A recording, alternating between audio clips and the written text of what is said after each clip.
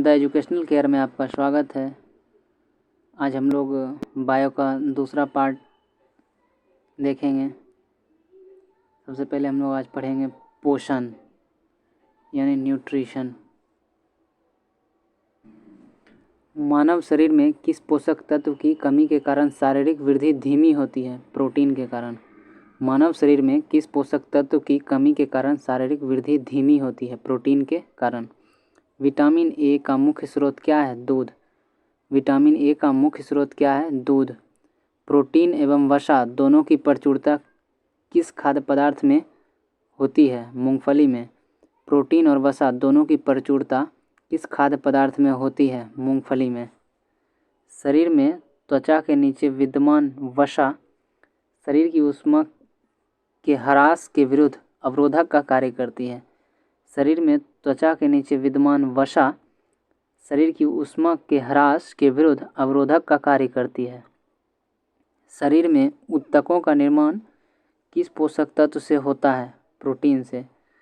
शरीर में ऊतकों का निर्माण किस पोषक तत्व से होता है? प्रोटीन से। किस विटामिन को हार्मोन माना जाता है? विटामिन डी को। किस विटामिन को हार्मोन माना जाता है? विटामिन डी को। कौन सा एंजाइम प्रोटीनों के पाचन में सहायक है? ट्रिप्सिन। कौन सा एंजाइम प्रोटीन के पाचन में सहायक है? ट्रिप्सिन। सामान्य क्रियाशील महिला के लिए प्रोटीन की उपयुक्त दैनिक मात्रा कितनी होनी चाहिए? लगभग 45 ग्राम। सामान्य क्रियाशील महिला के लिए प्रोटीन की उपयुक्त दैनिक मात्रा कितनी होनी चाहिए? लगभग 45 ग्राम। स्तनपान करने वाली माँ को प्रतिदिन आहार में लगभग 70 ग्राम प्रोटीन की आवश्यकता होती है। स्तनपान करने वाली माँ को प्रतिदिन आहार के लिए लगभग 70 ग्राम प्रोटीन की आवश्यकता होती है। लार किसके पाचन में सहयोग करता है? स्टार्च।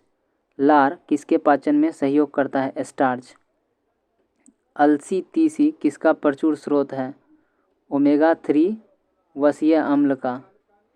ओमेगा 3 वसीय अम्ल का। अलसी तीसी किसका प्रचुर स्रोत है? ओमेगा 3 वसीय अम्ल का।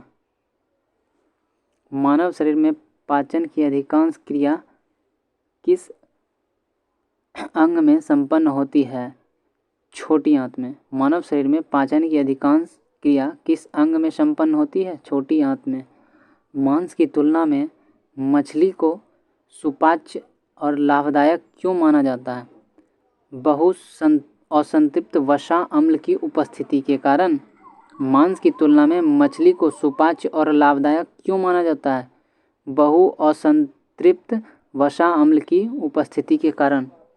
दूध किस बैक्टीरिया के कारण खराब हो जाता है? लैक्टोबैसिलस बैक्टीरिया के कारण। दूध किस बैक्टीरिया के कारण खराब हो जाता है? लैक्टोबैसिलस बैक्टीरिया के कारण। फास्फोरस शरीर में अम्लीय एवं क्षारीयता के मध्य संतुलन बनाए रखता है। फास्फोरस शरीर में अम्लीयता एवं क्षारीयता के मध्य संतुलन बनाए रखता है। पालक के पत्तों में किस पोषक तत्व की मात्रा सबसे अधिक होती है? लोहा की। पालक के पत्ते में किस पोषक तत्व की मात्रा सबसे अधिक होती है? लोहे की। कौन सा एंजाइम दूध प्रोटीन को पचाने में सहायक है? रेनिन। कौन सा एंजाइम दूध प्रोटीन को पचाने में सहायक है? रेनिन। मानव शरीर में विटामिन ए किस अंग में भंडारित होता है? यकृत में। मानव शरीर में विटामिन ए किस अंग में भंडारित होता है? यकृत में। अधिकांश प्राणियों के जीवित पदार्थ का लगभग 80% पदार्थ क्या है? प्रोटीन। अधिकांश प्राणियों के जीवित पदार्थ का लगभग 80% क्या है? प्रोटीन। सेब का हृदय रोगियों के लिए विशेष महत्व क्यों है? पोटेशियम का स्रोत होने के कारण। सेब का हृदय रोगियों के लिए विशेष महत्व क्यों है? पोटेशियम का स्रोत होने के कारण। दूध में प्रोटीन कार्बोहाइड्रेट के अतिरिक्त कैल्शियम और पोटेशियम तत्व सम्मिलित होते हैं। दूध में प्रोटीन कार्बोहाइड्रेट के अतिरिक्त कैल्शियम और पोटेशियम तत्व सम्मिलित होते हैं। प्रोटीन की अधिकतम मात्रा किसमें पाई जाती है? सोयाबीन में। प्रोटीन की अधिकतम मात्रा किसमें पाई जाती है? सोयाबीन में। अल्फा केराटिन नामक प्रोटीन शरीर के किस अंग में पाया जाता है? त्वचा में। अल्फा केराटिन नामक प्रोटीन शरीर के किस अंग में पाया जाता है? त्वचा में। गेहूं में कौन सा प्रोटीन पाया जाता है? ग्लूटेन। गेहूं में कौन सा प्रोटीन पाया जाता है? ग्लूटेन। गाय का दूध कैरोटीन की उपस्थिति के कारण हल्के पीले रंग का होता है। गाय का दूध कैरोटीन की उपस्थिति के कारण हल्के पीले रंग का होता है। दूध का श्वेत रंग किसकी उपस्थिति के कारण होता है? कैसीन नामक प्रोटीन के कारण। दूध का श्वेत रंग किसकी उपस्थिति के कारण होता है? कैसीन नामक प्रोटीन के कारण। किसमें विटामिन सी की मात्रा सर्वाधिक होती है? आंवला में। किसमें विटामिन सी की मात्रा सर्वाधिक होती है? आंवला में। विटामिन डी का प्रमुख स्रोत क्या है? सूर्य की किरणें। विटामिन डी का प्रमुख स्रोत क्या है? सूर्य की किरणें। किस विटामिनों का निर्माण हमारे शरीर में होता है? विटामिन डी और B3 का। किस विटामिनों का निर्माण हमारे शरीर में होता है? विटामिन डी और B3 का। कौन सा विटामिन किसी स्वप्न को पर्याप्त अवधि तक याद रखने में सहायता करता है? Vitamin B6। कौन सा विटामिन किसी स्वप्न को पर्याप्त अवधि तक याद रखने में सहायता देता है? Vitamin B6। सब्जियों में मुख्यतः हमें प्राप्त होता है विटामिन। सब्जियों से मुख्यतः हमें प्राप्त होता है विटामिन। एक गिलास पानी पीने से कितनी कैलोरी मिलती है? 0। एक गिलास पानी पीने से कितनी कैलोरी मिलती है? 0। बासमती चावल के दाने पकाने पर लंबे क्यों हो जाते हैं? एमाइलेज की उपस्थिति के कारण। बासमती चावल के दाने पकाने पर लंबे क्यों हो जाते हैं? एमाइलेज की उपस्थिति के कारण। दूध में कौन सा सेकेराइड उपस्थित होता है? लैक्टोज। दूध में कौन सा सेकेराइड उपस्थित होता है? लैक्टोज। किस विटामिन की कमी से स्कर्वी रोग होता है? विटामिन सी। एस्कॉर्बिक अम्ल के कारण। किस विटामिन की कमी से स्कर्वी रोग होता है? विटामिन सी यानी एस्कॉर्बिक अम्ल से। हेपेटाइटिस नामक बीमारी मानव शरीर के किस अंग को प्रभावित करता है? यकृत को। हेपेटाइटिस मानव शरीर के किस अंग को प्रभावित करता है? यकृत को। किसके संश्लेषण में विटामिन के की विशिष्ट भूमिका होती है? प्रोथ्रोम्बिन में। किसके संश्लेषण में विटामिन के की विशिष्ट भूमिका होती है? प्रोथ्रोम्बिन में। पौधे व जंतुओं में कार्बोहाइड्रेट का संचयन किस रूप में होता है? पौधों में स्टार्च के रूप में, जंतुओं में ग्लाइकोजन के रूप में। पौधे व जंतुओं में कार्बोहाइड्रेट का संचयन किस रूप में होता है? पौधों में स्टार्च के रूप में, जंतुओं में ग्लाइकोजन के रूप में। विटामिन होते हैं आवश्यक कार्बनिक यौगिक जिनका संश्लेषण शरीर में नहीं होता है। विटामिन होते हैं कौन? आवश्यक कार्बनिक यौगिक जिनका संश्लेषण शरीर में नहीं होता है। कैसिमर फंक ने किस पोषक तत्व की खोज की? विटामिन की। कैसिमर फंक ने किस पोषक तत्व की खोज की? विटामिन की। विटामिन ए से संपन्न किस खाद्य पदार्थ कौन सा है? विटामिन ए से संपन्न किस खाद्य पदार्थ इनमें से कौन सा है? कार्ड, यकृत तेल, शकरकंद, गाजर, पालक आदि। विटामिन ए जो है कार्ड, यकृत तेल, शकरकंद, गाजर, पालक इत्यादि में पाए जाते हैं। मनुष्य में विटामिन ए की कमी से रतौंधी, शारीरिक वृद्धि व भार में कमी, कॉर्निया, त्वचा संबंधी रोग उत्पन्न हो जाते हैं। मनुष्य शरीर में विटामिन ए की कमी से रतौंधी, शारीरिक वृद्धि, भार में कमी, कॉर्निया, त्वचा संबंधी रोग उत्पन्न हो जाते हैं। विटामिन B12 का रासायनिक नाम साइनोकोबालामिन है। विटामिन B12 का रासायनिक नाम साइनोकोबालामिन है।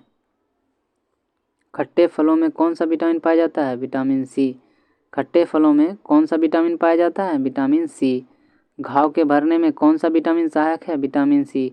घाव के भरने में कौन सा विटामिन सहायक है? विटामिन सी। किलोसिस नामक रोग किस विटामिन की कमी से होता है? Vitamin B2। किलोसिस नामक रोग किस विटामिन की कमी से होता है? Vitamin B2। थायमिन किसका रासायनिक रूप है? विटामिन B1 का। थायमिन किसका रासायनिक रूप है? विटामिन B1 का। जल में कौन सा विटामिन घुलनशील होता है? विटामिन B और C। जल में कौन सा विटामिन घुलनशील होता है? विटामिन B और C। प्लेग्रा और स्कर्वी नामक रोग क्रमशः किन विटामिनों की कमी से होता है? विटामिन B3 और vitamin C। Pellagra vitamin B3 की कमी से होता है, स्कर्वी विटामिन C की कमी से होता है। विटामिन डी का रासायनिक नाम क्या है? कैल्सीफेरॉल। विटामिन डी का रासायनिक नाम क्या है? कैल्सीफेरॉल। विटामिन डी की कमी से कौन सा रोग होता है? रिकेट्स, जो कि बच्चों में होता है। विटामिन डी की कमी से कौन सा रोग होता है? जो रिकेट्स होता है, जो कि बच्चों में होता है। रक्त का थक्का बनने में विटामिन के की आवश्यकता होती है। रक्त का थक्का बनने में विटामिन के की आवश्यकता होती है। किस विटामिन की कमी से शरीर की प्रतिरक्षा प्रणाली तथा जनन क्षमता कम हो जाती है? एस्कॉर्बिक अम्ल से। किस विटामिन की कमी से शरीर की प्रतिरक्षा प्रणाली तथा जनन क्षमता कम हो जाती है? एस्कॉर्बिक एसिड से। संक्रमण रोधी विटामिन किसे कहते हैं? विटामिन ए को। संक्रमण रोधी विटामिन किसे कहते हैं? विटामिन ए को। किस विटामिन में कोबाल्ट पाया जाता है? विटामिन B12 में। किस विटामिन में कोबाल्ट पाया जाता है? विटामिन B12 में। अनाज के छिलके में मुख्य कौन सा विटामिन पाया जाता है? थायमीन। अनाज के छिलके में मुख्यतः कौन सा विटामिन पाया जाता है? थायमीन। भोजन में रेशों का महत्व। भोजन में रेशों की अधिकता पाचन क्रिया में सहायक होती है। भोजन में रेशों की अधिकता पाचन क्रिया में सहायक होती है। रेशे युक्त भोजन में ग्लूकोज की मात्रा कम होती है, जिससे आंतों में ट्यूमर बनने की संभावनाएं कम हो जाती हैं। रेशे युक्त भोजन में ग्लूकोज की मात्रा कम होती है, जिससे आंतों में ट्यूमर बनने की संभावनाएं कम हो जाती हैं। कुछ खनिज तत्व हैं और उनका महत्व दिया गया है। कैल्शियम। कैल्शियम का कहाँ कहाँ इम्पोर्टेंस है? दांतों और अस्थियों की रचना में, रुधिर स्कंदन में, तंत्रिका एवं पेशीय कार्यों में। कैल्शियम का महत्व कहाँ कहाँ है? दांतों और अस्थियों की रचना में, रुधिर स्कंदन में, तंत्रिकाओं एवं पेशियों के कार्य में। फास्फोरस का महत्व दांतों एवं हड्डियों की रचना में है, अम्ल क्षार संतुलन में है, एटीपी में है, डीएनए में है। फास्फोरस का महत्व दांतों और हड्डियों की रचना में है, अम्ल क्षार संतुलन में है, एटीपी और डीएनए में है। गंधक का महत्व अनेक अमीनो अम्ल तथा कुछ हार्मोन्स एवं विटामिनों का घटक में महत्व है। गंधक का जो महत्व है, अनेक अमीनो अम्ल, कुछ हार्मोन्स एवं विटामिनों के घटक में उनका महत्व है। पोटेशियम अम्ल क्षार संतुलन, जल संतुलन, तंत्रिकाओं की कार्यकी। पोटासियम का महत्व अम्ल क्षार संतुलन, जल संतुलन, तंत्रिकाओं की कार्यकी में इनका महत्व है। क्लोरीन का महत्व जठर रस का अम्ल क्षार संतुलन में। क्लोरीन का महत्व जठर रस का अम्ल क्षार संतुलन में। सोडियम का महत्व अम्ल क्षार संतुलन, जल संतुलन, तंत्रिकाओं की कार्यकी में इसका महत्व है। सोडियम का महत्व अम्ल क्षार संतुलन, जल संतुलन, तंत्रिकाओं की कार्यकी में इनका महत्व है।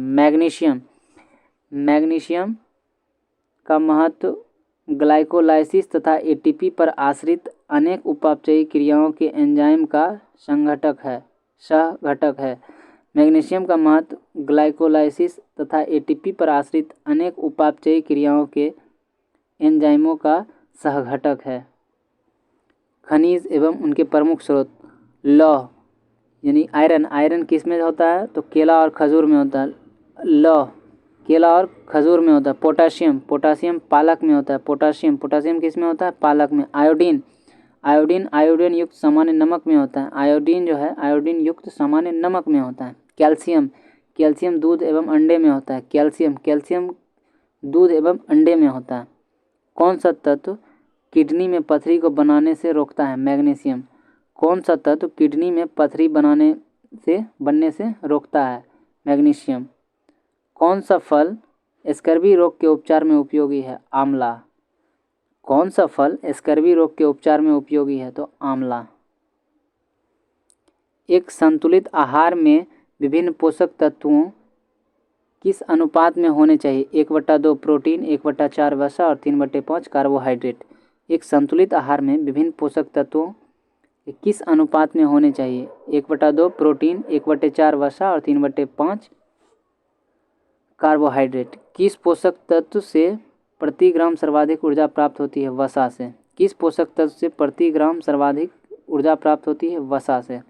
किसकी कमी से क्रिटिजन्स रोग आता है? आयोडीन की कमी से। किसकी कमी से क्रिटिजिन्स रोग आ जाता है आयोडीन की कमी से।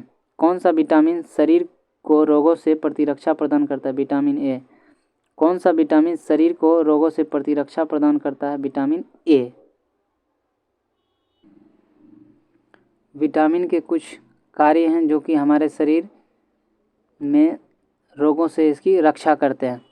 विटामिन ए जिसे हम लोग रेटिनॉल कहते हैं, विटामिन ए जिसे रेटिनॉल कहते हैं, इसका स्रोत कौन कौन सा है? कैरोटीन युक्त फल, यकृत व आंतरीय श्लेष्मा की कोशिकाएं।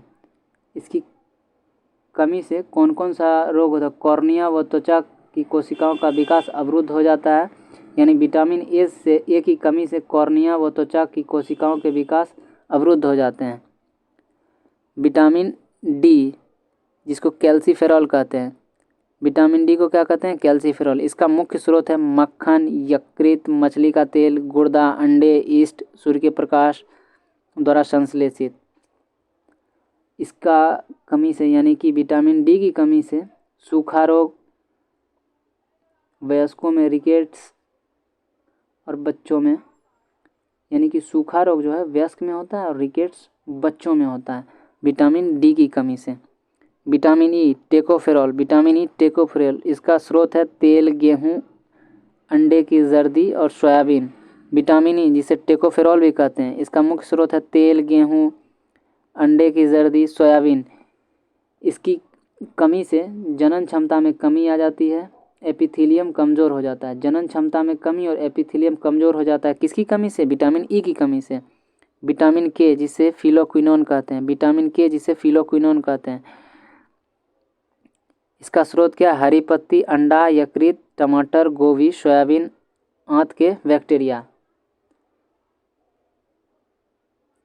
इसकी कमी से यानी विटामिन के की कमी से चोट पर रक्त का थक्का न जमने से अधिक रक्तस्राव होता है। चोट पर रक्त का थक्का न जमने से अधिक रक्तस्राव होता है। वसा में घुलनशील विटामिन कौन कौन से हैं? तो ए, डी, ई, के, यानी ए, डी, ई, के, ये चारों विटामिन जो हैं ये वसा में घुलनशील हैं। अब हम लोग जल में घुलनशील विटामिन के बारे में पढ़ेंगे। विटामिन B1 जिसे हम लोग थायमिन कहते हैं, विटामिन B1 को थायमिन कहते हैं। इसका स्रोत अनाज, फलियां, सोयाबीन, अंडा, मांस के सह एंजाइम का घटक है। इसकी कमी से बेरी रोग होता है। इसकी कमी से यानी विटामिन B1 की कमी से बेरी रोग होता है। विटामिन B2 इसका दूसरा नाम राइबोफ्लेविन है।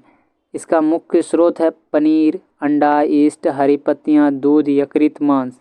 इसकी कमी से किलोसिस रोग हो, यानी किलोसिस रोग जो है B2 यानी राइबोफ्लेविन की कमी से होता है। विटामिन B3 जिसे निकोटीन अम्ल कहते हैं, विटामिन B3 को निकोटीन अम्ल कहते हैं। इसका स्रोत ईस्ट, मांस, यकृत, मछली, अंडा, दूध, मटर, मेवा, फलियाँ। और इसकी कमी से प्लेगरा रोग होता है, यानी विटामिन B3 की कमी से प्लेगरा रोग होता है। विटामिन B5 पेंटोथेनिक अम्ल, विटामिन B5 को पेंटोथेनिक अम्ल कहते हैं। इसका जो स्रोत है वह अंडा, यकृत, मांस, दूध, टमाटर, मूंगफली, गन्ना है। इसकी कमी से चर्म रोग, वृद्धि कम, बाल सफ़ेद, जनन क्षमता में कमी आ जाती है विटामिन B5 की कमी से। विटामिन सी का दूसरा नाम पायरिडॉक्सिन है। इसका स्रोत दूध, ईस्ट, अनाज, मांस, यकृत है। विटामिन 6 का स्रोत यानी कि पायरिडॉक्सिन, विटामिन 6 को पायरिडॉक्सिन कहते हैं। इसका स्रोत कौन कौन सा है? दूध, ईस्ट, अनाज, मांस, यकृत। इस यानी कि विटामिन B6 की कमी से रक्त क्षीणता, चर्म रोग और पेशीय ऐंठन होती है। B6 की विटामिन की कमी से रक्त क्षीणता, चर्म रोग और पेशीय ऐंठन होते हैं। Vitamin C biotin, vitamin B को क्या कहते हैं? विटामिन B7 को बायोटीन कहते हैं। विटामिन B7 को बायोटीन कहते हैं। इसका मुख्य स्रोत मांस, गेहूं, अंडा, मूंगफली, चॉकलेट, सब्जी, फल। विटामिन B7 यानी बायोटीन की कमी से चर्म रोग और बालों का झड़ना शुरू हो जाता है। विटामिन B9 फोलिक अम्ल समूह, विटामिन B9 फोलिक अम्ल समूह, इसका स्रोत जो है हरी पत्तियाँ, यकृत, सोयाबीन, यीस्ट और फलियाँ है। इस यानी विटामिन B9 की कमी से रक्त क्षीणता और वृद्धि में कमी आ जाती है। विटामिन B9 की कमी से रक्त क्षीणता और वृद्धि में कमी आ जाती है। Vitamin B12 cyanocobalamin. Vitamin B12 का दूसरा नाम साइनोकोबालामिन। इसका मुख्य स्रोत मांस, मछली, यकृत, अंडा, दूध, आंत के बैक्टीरिया है। विटामिन B12 की कमी से रक्त क्षीणता, तंत्रिका तंत्र के विकार उत्पन्न हो जाते हैं। रक्त क्षीणता और तंत्रिका तंत्र के विकार विटामिन B12 की कमी से होते हैं। विटामिन C जिसे एस्कॉर्बिक कहते हैं, विटामिन C को एस्कॉर्बिक कहते हैं। इसका मुख्य स्रोत आंवला, नींबू, खट्टे फल और टमाटर है। विटामिन C की कमी से स्कर्वी रोग और मसूरों में सूजन हो जाती है। स्कर्वी रोग और मसूरों में सूजन हो जाता है। पादपों में किस संरचना के द्वारा जल ऊपर चढ़ता है? जाइलम के द्वारा। पादपों में किस संरचना के द्वारा जल ऊपर चढ़ता है? जाइलम के द्वारा। एक बीज किसके अभाव में अंकुरित हो सकता है?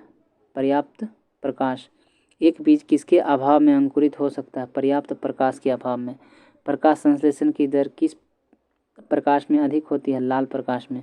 प्रकाश संश्लेषण की दर किस प्रकाश में सबसे अधिक होती है? तो लाल में। जीवाणुओं द्वारा नाइट्रेट को वायुमंडलीय नाइट्रोजन में परिवर्तन करने की प्रक्रिया क्या कहलाती है? विनाइट्रीकरण। जीवाणुओं द्वारा नाइट्रेट को वायुमंडलीय नाइट्रोजन में परिवर्तन करने की प्रक्रिया क्या कहलाती है? विनाइट्रीकरण। किस क्रिया के दौरान सौर ऊर्जा रासायनिक ऊर्जा में परिवर्तित हो जाती है? प्रकाश संश्लेषण। किस क्रिया के दौरान सौर ऊर्जा रासायनिक ऊर्जा में परिवर्तित हो जाती है? प्रकाश संश्लेषण। वृद्धि रोधक के रूप में कार्य करते हैं एब्सिसिक अम्ल और इथाइलिन। वृद्धि रोधक के रूप में कार्य करते हैं एब्सिसिक अम्ल और इथाइलिन। पुष्पित पौधे के बीज किसके बने होते हैं? भ्रूण खाद्य संग्रह तथा आवरण का। पुष्पित पौधों के बीज किसके बने होते हैं? भ्रूण खाद्य संग्रह तथा आवरण का। प्रकाश संश्लेषण पादप के किस कोशिका का होता है? क्लोरोप्लास्ट का। प्रकाश संश्लेषण पादप के किस कोशिका का होता है? क्लोरोप्लास्ट का। यदि हम केंचुए अथवा जोंक पर नमक छिड़कते हैं तो वह क्यों मर जाते हैं? परासरण प्रघात के कारण। हम केंचुओं और जोंक पर नमक छिड़कते हैं तो वह क्यों मर जाते हैं? परासरण प्रघात के कारण। कौन सी फसल मिट्टी को अतिरिक्त नाइट्रोजन प्रदान करती है? मटर। कौन सी फसल मिट्टी को अतिरिक्त नाइट्रोजन प्रदान करती है? मटर। कौन सा तत्व पौधे के विकास में आवश्यक नहीं है? सोडियम। कौन सा तत्व पौधे के विकास में आवश्यक नहीं है? सोडियम। वर्मी कंपोस्ट क्या है? कार्बनिक जैव उर्वरक है। वर्मी कंपोस्ट क्या है? कार्बनिक जैव उर्वरक है। किस पौधे को औषधिक भारतीय चिकित्सक कहा जाता है? आंवला को। किस पौधे को औषधिक भारतीय चिकित्सक कहा जाता है? आंवला को। अफीम पौधे के किस भाग से प्राप्त किया जाता है? फूल से। अफीम पौधे के किस भाग से प्राप्त किया जाता है? फूल से। सबसे पहले बनने वाले प्राथमिक जाइलम तत्व को क्या कहते हैं? प्रोटोजाइलम। सबसे पहले बनने वाले प्राथमिक जाइलम तत्व को क्या कहते हैं? प्रोटोजाइलम। कॉफ़ी पौधे के किस भाग से प्राप्त होता है? बीज से। कॉफ़ी पौधे के किस भाग से प्राप्त होता है? बीज से। रेशम की कीट सामान्यतः किस पेड़ पर पाले जाते हैं? शहतूत। रेशम के कीट सामान्यतः किस पेड़ पर पाले जाते हैं? शहतूत के पेड़ पर। भूमि की उर्वरता को घटाने वाला जीवाणु कौन सा है? थायोबैसिलस डिनाइट्रिफिकेंस। भूमि की उर्वरता को घटाने वाला जीवाणु कौन सा है? थायोबैसिलस डिनाइट्रियोफेकस। जीवाणु में प्रकाश संश्लेषण क्रिया में हाइड्रोजन दाता सामान्यतः कौन होता है? Hydrogen sulphide. जीवाणु में प्रकाश संश्लेषण क्रिया में हाइड्रोजन दाता सामान्यतः कौन सा होता है? Hydrogen sulphide. किस समूह के पौधे के जीवन चक्र में दो स्वतंत्र पीढ़ियों का एकांतर होता है? टेरिडोफाइट्स। किस समूह के पौधे के जीवन चक्र में दो स्वतंत्र पीढ़ियों का एकांतर होता है? टेरिडोफाइट्स। वायु प्रदूषण के सूचक होते हैं लाइकेन। वायु प्रदूषण के सूचक होते हैं लाइकेन। अंडाशय विहीन पुष्पोद्भिद क्या कहलाते हैं? जिम्नोस्पर्म। अंडाशय विहीन पुष्पोद्भिद क्या कहलाते हैं? जिम्नोस्पर्म कहलाते हैं। बरगद की शाखाओं से निकलने वाली जड़ों को क्या कहा जाता है? स्तंभ मूल। बरगद की शाखाओं से निकलने वाले जड़ों को क्या कहा जाता है? स्तंभ मूल। परजीवी पौधे अपने पोषद के किस अंग द्वारा भोजन का अवशोषण करते हैं? चूस्कांक के द्वारा। परजीवी पौधे अपने पोषद के किस अंग द्वारा भोजन का अवशोषण करते हैं? चूस्कांक के द्वारा। किस प्रकार के पौधे की जड़ों में द्वितीयक वृद्धि पाई जाती है? द्विबीजपत्री पौधे में। किस प्रकार के पौधे की जड़ों में द्वितीयक वृद्धि पाई जाती है? द्विबीजपत्री पौधे में। नागफनी में पत्तियां किसमें रूपांतरित होती है? कांटों में। नागफनी में पत्तियां किसमें रूपांतरित होती है? कांटों में। गेहूं, धान और जौ में कौन सी जड़ें पाई जाती है? तंतुमय जड़ें। गेहूं, धान और जौ में कौन सी जड़ें पाई जाती है? तंतुमय जड़ें। रेशेदार जड़ तंत्र किस पौधे में पाया जाता है? प्रायः एक बीजपत्री पौधे में। रेशेदार जड़ तंत्र किस पौधे में पाया जाता है? प्रायः एक बीजपत्री पौधे में। कौन सा मरूदभिद पौधा उत्तर प्रदेश के मैदानी क्षेत्रों में पाया जाता है? एकेशिया। कौन सा मरूदभिद पौधा उत्तर प्रदेश के मैदानी क्षेत्रों में पाया जाता है? एकेशिया। पुष्प का सहायक अंग किसे कहा जाता है? बाह्य दल पुंज एवं दल पुंज। पुष्प का सहायक अंग किसे कहा जाता है? बाह्य दल पुंज एवं दल पुंज को कहा जाता है। पादप और उसके प्रयोग योग्य भाग जो हैं, लहसुन और प्याज, इसका शलगकंद जो है वो प्रयोग में लाते हैं। लहसुन और प्याज का शलगकंद जो है वो प्रयोग में लाते हैं। हल्दी और अदरक का प्रकंद जो है वो प्रयोग में लाते हैं। हल्दी और अदरक का प्रकंद जो है वो हम लोग प्रयोग में लाते हैं। अरबी और जिमीकंद का धनकंद जो है वो हम लोग प्रयोग में लाते हैं। अरबी और जिमीकंद में प्रयोग में कौन लाते हैं? धनकंद लाते हैं। आलू का कंद और स्तंभ कंद जो है यह प्रयोग में लाते हैं। आलू का कंद और स्तंभ कंद या स्तंभ कंद जो है वह प्रयोग में लाते हैं। हार्मोन्स विकर से भिन्न है क्योंकि हार्मोन्स उपापचयी क्रियाओं में पूर्णतः प्रयुक्त होते हैं। हार्मोन्स विकर से भिन्न हैं क्योंकि हार्मोन्स उपापचयी क्रियाओं में पूर्णतः प्रयुक्त होते हैं। जीवाणुओं में प्रकाश संश्लेषण उच्च पादपों से भिन्न होता है क्योंकि इसमें ऑक्सीजन का निष्कासन नहीं होता है। जीवाणुओं में प्रकाश संश्लेषण उच्च पादपों से भिन्न होता है क्योंकि इसमें ऑक्सीजन का निष्कासन नहीं होता है। प्याज किसका परिवर्धित रूप है? तने का। प्याज किसका परिवर्धित रूप है? तने का।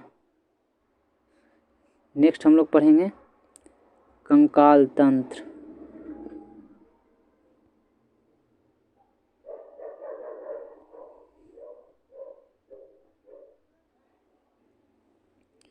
मानव भ्रूण में हृदय स्पंदन कब प्रारंभ होता है? विकास के चौथे पाँचवें सप्ताह में। मानव भ्रूण में हृदय स्पंदन कब प्रारंभ होता है? विकास के चौथे पाँचवें सप्ताह में। मनुष्य की खोपड़ी में कितनी अस्थियां होती है? 29। मनुष्य की खोपड़ी में कितनी अस्थियां होती है? 29। प्रतिवर्ती क्रियाओं का नियंत्रण केंद्र कहाँ स्थित होता है? कशेरुक रज्जु में। प्रतिवर्ती क्रियाओं का नियंत्रक केंद्र कहाँ होता है? कशेरुक रज्जु में। वयस्क मानव में कितनी अस्थियां होती है? 206। वयस्क मानव में कितनी अस्थियां होती है? 206। नाखून काटते समय दर्द नहीं होता है क्योंकि नाखून मृत कोशिकाओं के द्रव द्वारा बने होते हैं जिनमें रक्त संचरण नहीं होता है।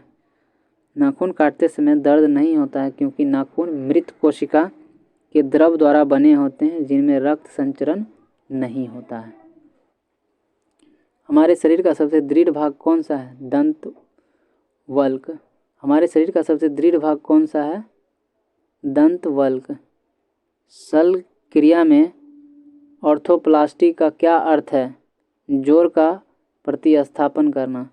शल्य क्रिया में ऑर्थोप्लास्टी का क्या कारण है? जोड़ का प्रतिस्थापन करना।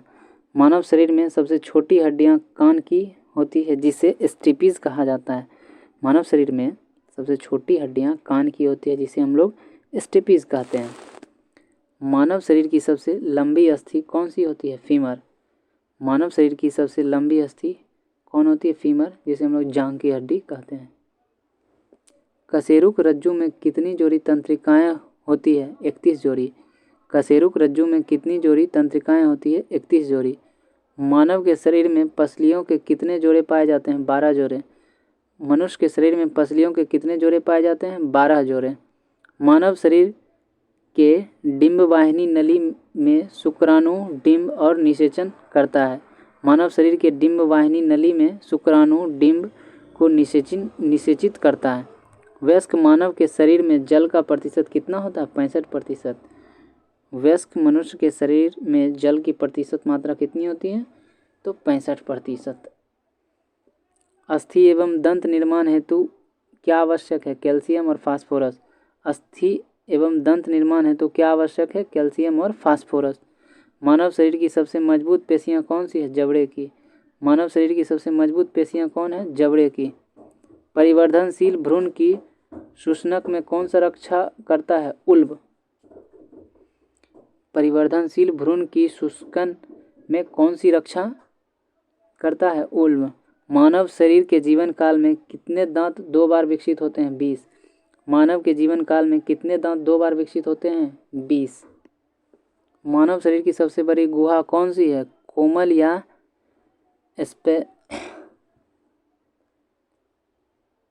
स्प्लेनिकल गुहा।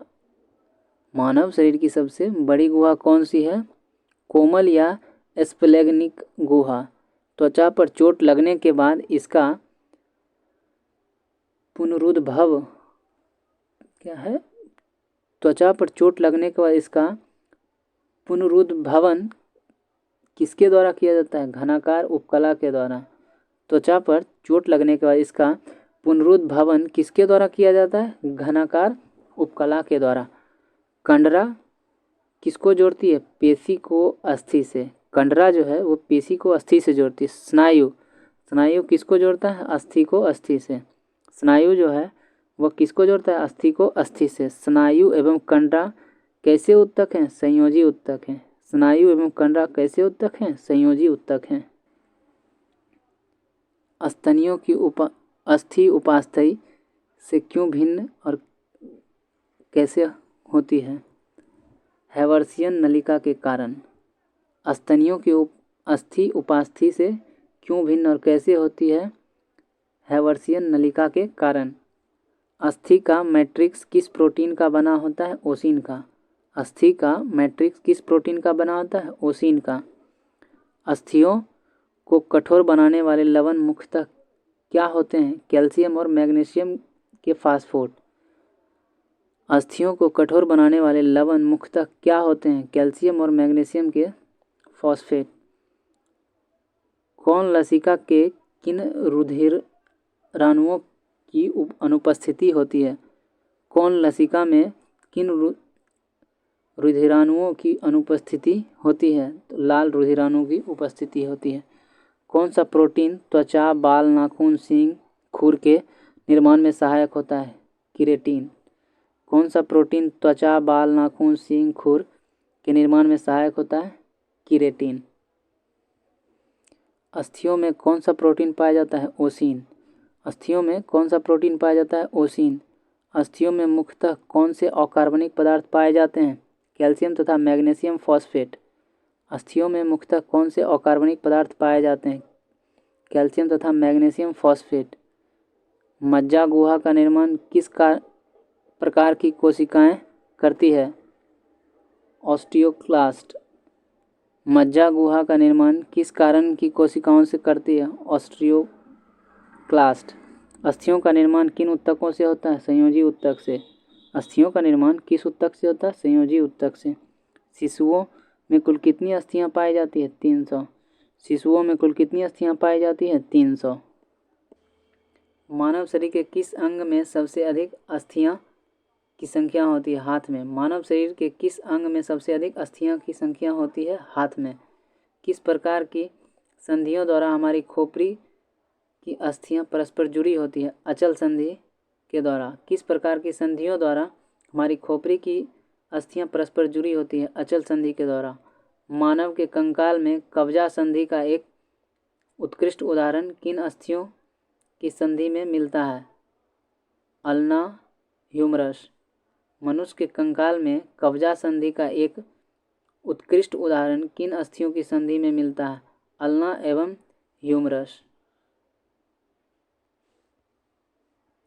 अब हम लोग पढ़ेंगे श्वसन तंत्र।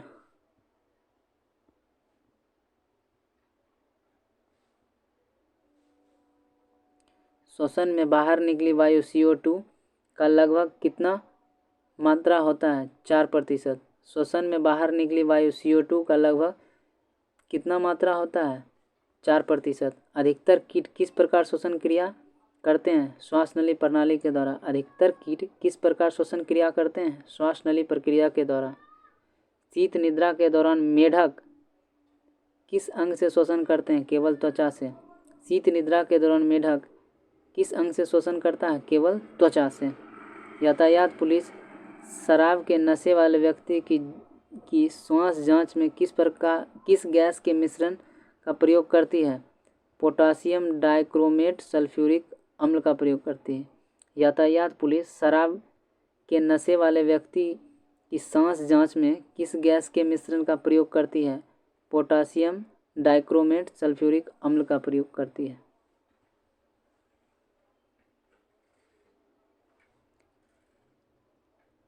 श्वासोच्छ्वास में यानी ब्रीदिंग में बाहर निकलने वाली वायु में ऑक्सीजन की कितनी मात्रा होती है? 17%।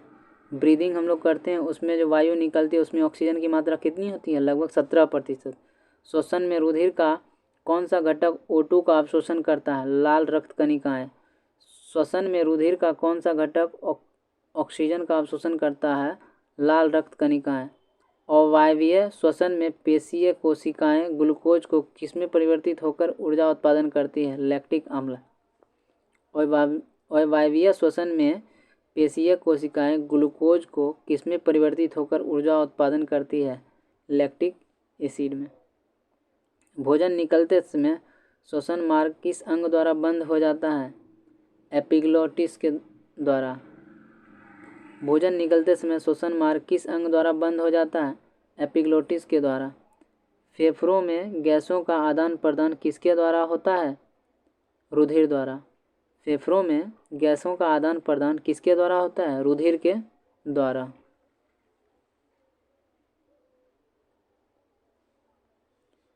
क्रेब्स चक्र की क्रिया किस कोशिकांग में संपन्न होती है? माइटोकॉन्ड्रिया में। क्रेब्स चक्र की क्रिया किस कोशिकांग में संपन्न होती है? तो माइटोकॉन्ड्रिया में। ऑक्सीश्वसन की क्रिया कोशिका के किस भाग में संपन्न होती है? कोशिका द्रव एवं माइटोकॉन्ड्रिया में।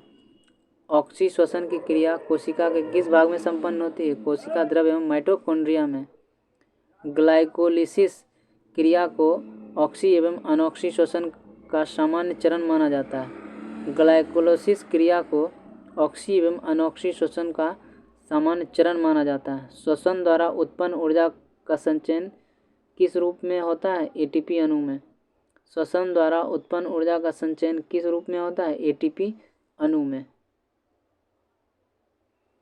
पहाड़ों पर रहने वाले RBC की संख्या अधिक होती है क्योंकि पहाड़ पर वायु कम संघनित होता है। पहाड़ों पर रहने वालों में RBC की संख्या अधिक होती है क्योंकि पहाड़ पर वायु कम संघनित होता है।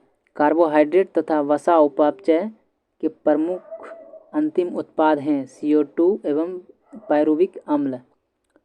कार्बोहाइड्रेट तथा वसा उपापचय के प्रमुख अंतिम उत्पाद हैं CO2 एवं पायरुविक अम्ल।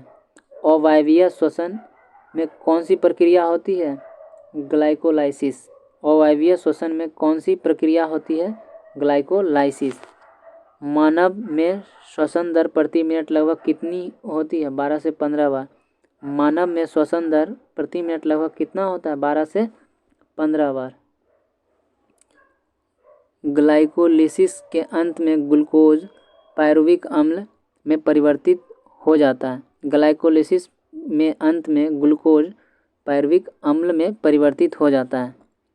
ग्लाइकोलिसिस के एंजाइम कहाँ पाए जाते हैं? कोशिका द्रव में। ग्लाइकोलिसिस के एंजाइम कहाँ पाए जाते हैं? कोशिका द्रव में। किस कारण से ऊतकों में ऑक्सीहीमोग्लोबिन के ऑक्सीजन निकलकर ऊतक द्रव में पाई जाती है? O2 की कमी और CO2 की अधिकता के कारण। किस कारण से ऊतकों में ऑक्सीहीमोग्लोबिन से ऑक्सीजन निकलकर ऊतक द्रव में पाई जाती है? O2 की कमी और CO2 की अधिकता के कारण। फेफड़ों की कुपिकाओं में गैसीय विनिमय किस प्रकार होता है? सक्रिय ट्रांसपोर्ट। फेफड़ों की कुपिकाओं में गैसीय विनिमय किस प्रकार होता है? सक्रिय ट्रांसपोर्ट के द्वारा। मानव शरीर में श्वसन केंद्र कहाँ स्थित है? मेडुला ऑब्लांगेटा तथा पोन्स में। मानव शरीर में श्वसन केंद्र कहाँ स्थित होता है? मेडुला ऑब्लांगेटा और पोन्स में। फेफड़ों के ऊपर का आवरण किसका बना होता है? प्लूरल कला का। फेफड़ों के ऊपर का आवरण किसका बना होता है? प्लूरल कला का। सर्वाधिक CO2 का परिवहन किस रूप में होता है? बाइकार्बोनेट के रूप में। सर्वाधिक CO2 का परिवहन किस रूप में होता है? बाइकार्बोनेट के रूप में। क्रेब्स चक्र में ग्लूकोज के एक अणु कितने ATP के अणुओं का निर्माण होता है? 24 ATP अणुओं का। क्रेब्स चक्र में ग्लूकोज के एक अणु से कितने ATP अणुओं का निर्माण होता है? 24 ATP अणुओं का। ग्लाइकोलाइसिस चरण में कितने ATP अणुओं का शुद्ध लाभ होता है? 2। ग्लाइकोलाइसिस चरण में कितने ATP अणुओं का शुद्ध लाभ होता है? 2। किण्वन अनॉक्सीश्वसन की खोज सर्वप्रथम किसने की थी? लुई पाश्चर ने। किण्वन अर्थात अनॉक्सीश्वसन की खोज सर्वप्रथम किसने की थी? लुई पाश्चर ने। फेफड़ों तक अशुद्ध रक्त किनके द्वारा पहुंचाया जाता है? फुफ्फुस धमनी के द्वारा। फेफड़ों तक अशुद्ध रक्त किसके द्वारा पहुंचाया जाता है? फुफ्फुस धमनी के द्वारा। फेफड़ों द्वारा शुद्ध किया गया रक्त बाएं आलिंद में किसके द्वारा पहुंचाया जाता है? फुफ्फुंद शिरा के द्वारा। फेफड़ों द्वारा शुद्ध किया गया रक्त बाएं आलिंद में किसके द्वारा पहुंचाया जाता है? फुफ्फुस शिरा द्वारा पहुंचाया जाता है। श्वसन गुणांक का मापन किस यंत्र से किया जाता है? गैनांक श्वसन मापी के द्वारा। श्वसन गुणांक का मापन किस यंत्र से किया जाता है? गैनांक श्वसन मापी के द्वारा। ऑक्सीजन की कमी के कारण शरीर के ऊतकों में ऑक्सीजन की कमी होना हाइपोक्सिया या अनैक्सिया कहलाता है। ऑक्सीजन की कमी के कारण शरीर में ऊतकों में ऑक्सीजन की कमी होना हाइपोक्सिया या अनैक्सिया कहलाता है। श्वसन क्रिया में वायु के किस घटक की मात्रा में कोई परिवर्तन नहीं होता है? नाइट्रोजन। श्वसन क्रिया में वायु के किस घटक की मात्रा में कोई परिवर्तन नहीं होता है? नाइट्रोजन। नेक्स्ट हम लोग देखेंगे पाचन तंत्र, डाइजेस्टिव सिस्टम। लार किसके पाचन में सहायक होता है? स्टार्च। लार किसके पाचन में सहायक होता है? स्टार्च। वसा का पाचन करने वाला लाइपेज नामक एंजाइम किस अंग द्वारा स्रावित होता है? अग्नाशय के द्वारा। वसा का पाचन करने वाला लाइपेज नामक एंजाइम किस अंग द्वारा स्रावित होता है? अग्नाशय के द्वारा।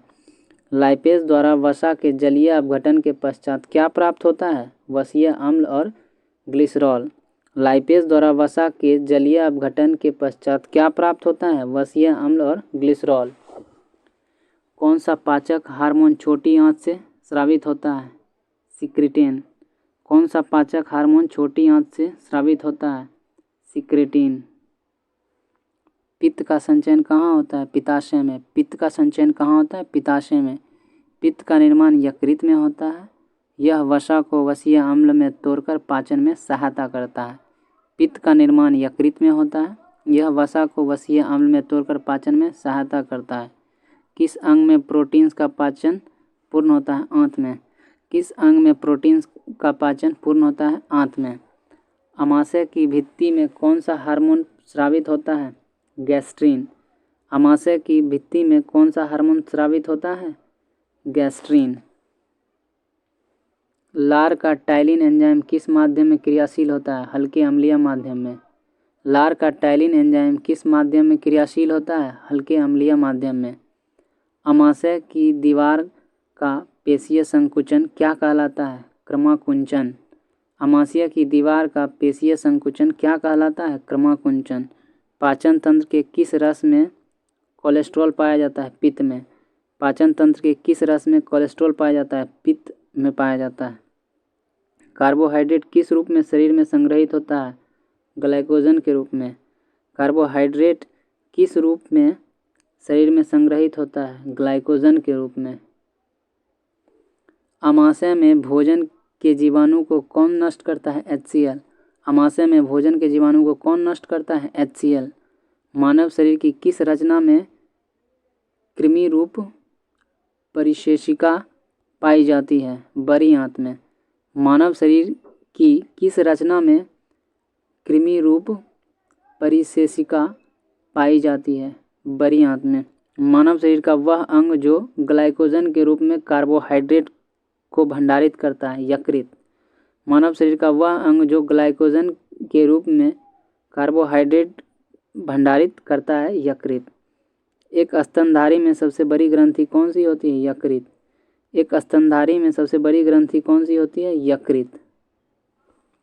अग्नाशय मानव शरीर की दूसरी सबसे बड़ी ग्रंथि है। अग्नाशय मानव शरीर की दूसरी सबसे बड़ी ग्रंथि है। पीलिया से कौन सा अंग प्रभावित होता है? यकृत। पीलिया से कौन सा अंग प्रभावित होता है? यकृत। पाचन क्रिया के समय आहार नाल में स्टार्च का अंतिम उत्पाद क्या है? ग्लूकोज। पाचन क्रिया के समय आहार नाल में स्टार्च का अंतिम उत्पाद क्या है? ग्लूकोज। कॉड मछली के यकृत तेल में कौन सा विटामिन प्रचुर मात्रा में पाया जाता है? Vitamin A. कॉड मछली के यकृत तेल में कौन सा विटामिन प्रचुर मात्रा में पाया जाता है? Vitamin A. लैगरहैंस की द्वीपिकाएँ किस अंग में उपस्थित होती है? अग्नाशय। लैगरहैंस की द्वीपिकाएँ किस अंग में उपस्थित होती है? अग्नाशय में। मानव शरीर के किस एक अंग में हार्मोन्स के साथ साथ पाचक एंजाइमों की भी स्रावन होता है? अग्नाशय। मानव शरीर के किस एक अंग में हार्मोन के साथ साथ पाचक एंजाइमों का भी स्रावन होता है? अग्नाशय। जठर ग्रंथियाँ किस अंग में पाई जाती है? अमाशय में। जठर ग्रंथियाँ किस अंग में पाई जाती है? अग्नाशय में। यकृत द्वारा किस प्रोटीन का संश्लेषण व संग्रहण किया जाता है? फाइब्रिनोजेन एवं प्रोथ्रोम्बिन के द्वारा। यकृत द्वारा किस प्रोटीन का संश्लेषण व संग्रहण किया जाता है? फाइब्रिनोजेन एवं प्रोथ्रोम्बिन के द्वारा। यकृत में उपस्थित कौन सा पदार्थ मानव शरीर के रक्त को जमने से रोकता है? हिपैरिन। यकृत में उपस्थित कौन सा पदार्थ मानव के शरीर में रक्त को जमने से रोकता है? हिपैरिन। लंबे समय तक उपवास रखने का सर्वाधिक प्रभाव शरीर के किस अंग पर पड़ता है? वृक्क पर। लंबे समय तक उपवास रखने का सर्वाधिक प्रभाव शरीर के किस अंग पर पड़ता है? वृक्क यानी किडनी पर। मानव शरीर में पाचन का अधिकांश भाग किस अंग से संपन्न होता है? छोटी आंत से। मानव शरीर में पाचन का अधिकांश भाग किस अंग से संपन्न होता है? छोटी आंत से।